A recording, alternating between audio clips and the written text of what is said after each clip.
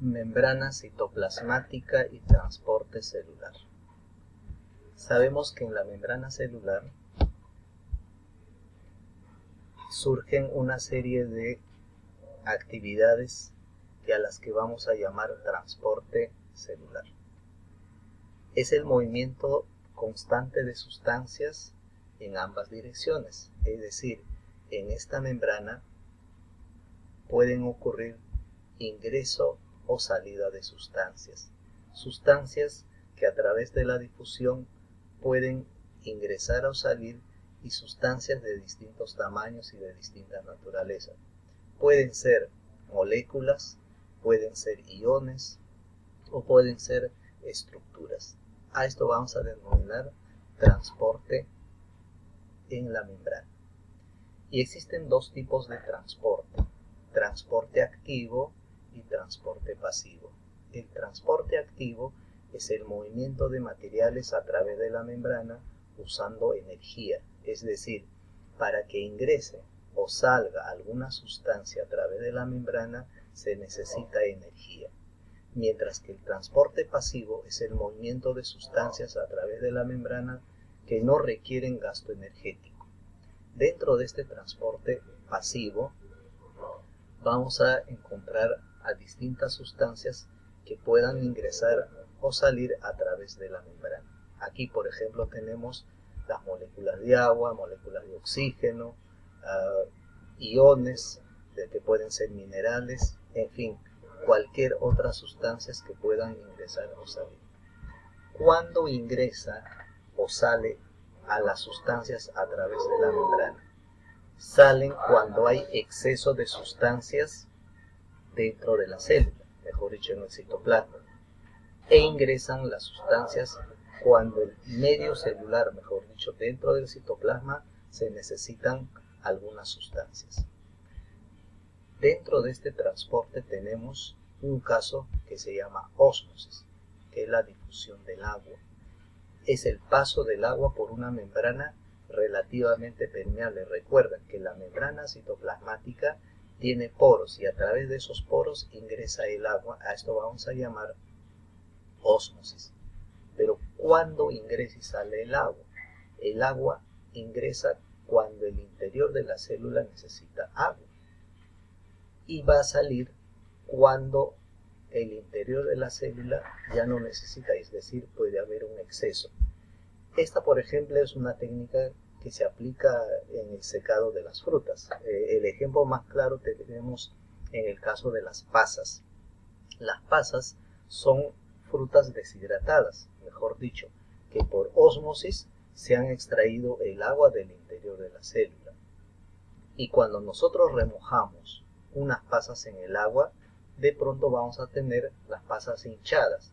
¿Y las pasas por qué se van a hinchar? Porque por intermedio de la ósmosis el agua ha ingresado, moléculas de agua ingresaron por la membrana citoplasmática. Por eso es que las pasas se van a hinchar y es un caso de ósmosis. Otros casos de ósmosis también tenemos cuando hacen el secado de la carne, que en algunos lugares de los Andes llaman el charqui.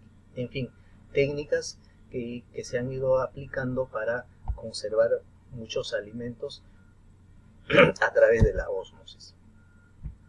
En el transporte activo, la glucosa, los aminoácidos y algunos iones se mueven hacia las células por transporte denominado activo. Algunas de estas sustancias desecho salen de algunas sustancias de esta forma.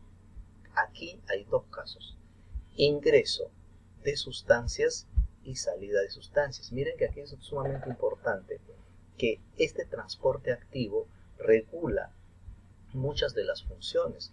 Por ejemplo, para eliminar sustancias de desecho que no sirven a la célula, este transporte activo le va a permitir, así como también el ingreso de alimentos, como el caso de aminoácidos, el caso de glucosa, en fin, ¿no? Va a regular prácticamente lo que necesita la célula y lo que le sobra a la célula.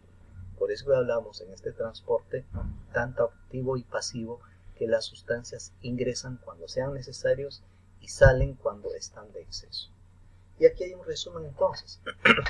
En el transporte pasivo, es a favor del potencial electroquímico y el transporte activo es en contra del potencial electroquímico. Hemos dicho que el transporte pasivo es sin gasto de energía, mejor dicho, no se necesita energía para que estas sustancias puedan transitar. En cambio, en el transporte activo sí se necesita gasto energético. Entonces, en el transporte pasivo tenemos a la difusión simple, a la difusión facilitada. En cambio, en el transporte activo tenemos el transporte secundario, transporte primario. Aquí participan las bombas, famosas bombas de potasio, de sodio, en fin, ¿no? Entonces, dos cosas importantes aquí. En el transporte activo, gasto energético, y en el transporte pasivo no hay gasto energético. Es decir, en el transporte pasivo las sustancias entran y salen sin ningún gasto, no hay dificultades. En cambio, en el transporte activo sí habrá algunas dificultades, que se necesitan suministrar energía para que se puedan dar estos transportes.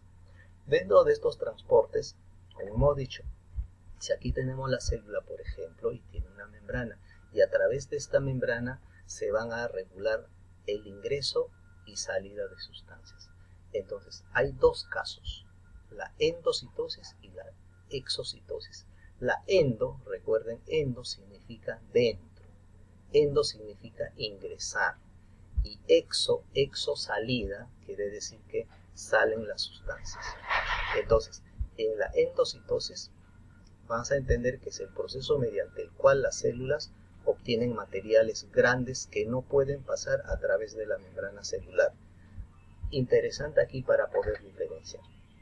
Las sustancias o las moléculas que no pueden ingresar fácilmente a través de esta membrana, va a ocurrir una invaginación de la membrana, que aquí se observa una invaginación, y esa invaginación va a permitir que gotas de agua, vamos a llamarlos así, o moléculas de agua, o alguna otra sustancia molecular puede ingresar prácticamente por rompimiento de esta membrana, y para ello la membrana hace una invaginación y permite el ingreso. Aquí podríamos decir que los líquidos ingresan rompiendo la membrana, y esto vamos a denominar pinocitosis. ¿De acuerdo?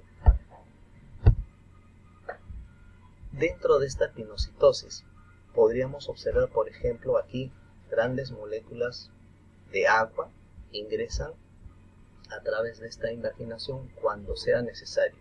Quiere decir que a través de la pinocitosis van a ingresar sustancias o gotas líquidas. Similar a la pinocitosis, tenemos a la fagocitosis. Fago viene del término tragar. La fagocitosis es mediante este mecanismo los materiales sólidos grandes ingresan a la célula. Por ejemplo, aquí hay una célula. Esta es célula de una ameba. Esta ameba, cuando necesita comer, vamos a decir, necesita alimentarse, va a rodear a este alimento, puede ser el alga. Rodea esta alga, se acerca, modifica la estructura de su membrana, su forma. Recuerden que las amebas son unicelulares. Rodea, está rodeando, y luego de pronto se rompe esta membrana y hace que estas algas ingresen, y de esta manera la célula está tragando los alimentos. Entonces, la fagocitosis es cuando un organismo modifica la forma de su membrana y va a fagocitar, va a tragar estas partículas. Entonces, la diferencia entre fagocitosis y pinocitosis: en la pinocitosis, ingreso de gotas de líquidos. En cambio, en la fagocitosis son partículas sólidas que ingresan por modificación y por rompimiento de la membrana. Ahora, parecido a esta pinocitosis y fagocitosis, se da el fenómeno de exocitosis. La exocitosis, como le decía hace un instante, es la salida de sustancias del interior de la célula. Entonces, dice, es el contrario a la endocitosis. en la salida de moléculas grandes o de grupos de moléculas del interior de la célula, que pueden ser los desechos o secreciones útiles llevadas a la membrana celular, por ejemplo, por el aparato de Golgi. Entonces, estos dos fenómenos de endocitosis y pinocitosis nos pueden ayudar a entender cómo es que el mundo interior de una célula va a ser regulado a través de la membrana. Por eso que la membrana es una estructura que regula el ingreso y salida de las sustancias. Además, esta forma, cómo se comporta la membrana celular, nos va a ayudar a entender cómo se regula la cantidad de sustancias en el interior de la célula, por ejemplo el agua. Esta misma nos podría ayudar a entender cómo es que el virus del COVID-19 ingresa a través de la membrana. Recuerden que los virus no son seres vivos, sino que son partículas que para reproducirse necesitan el ingreso a una célula viva. ¿Y por dónde va a ingresar este COVID-19? Va a ingresar a través de la membrana celular, no olvidar este detalle. ¿Y cómo va a ingresar? Primero, esta membrana va a reconocer al COVID-19 y le va a permitir, le va a dar pase a que este virus pueda ingresar a través de la membrana. Y una vez ingresado al interior de la célula, mejor dicho en el citoplasma, el ARN, el ácido ribonucleico del COVID-19, hace que se combine con el contenido del ADN y el ARN del núcleo de la célula y va a hacer posible que este COVID-19 gobierne a la célula y en lugar de producir nuevas células, va a producir millones de virus del COVID-19. Fíjense cómo es que esta membrana hace posible que muchas enfermedades causadas por virus o bacterias puedan ingresar, principalmente los virus puedan ingresar a través de la membrana al interior y producir las enfermedades. Muy bien, entonces hasta aquí nuestra explicación sobre la membrana citoplasmática.